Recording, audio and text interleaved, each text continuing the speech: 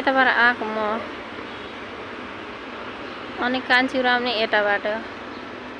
हामी जाने यता यो हो हामी जाने पहाडको बाटो कति बेला पुग्छ यताबाट आउने आउँछन् कि भन्दै हेर्दै गर्छु कति बेला आइपुग्छ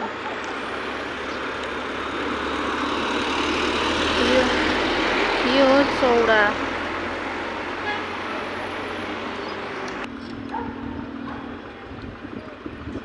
कति मधुरो देखिएको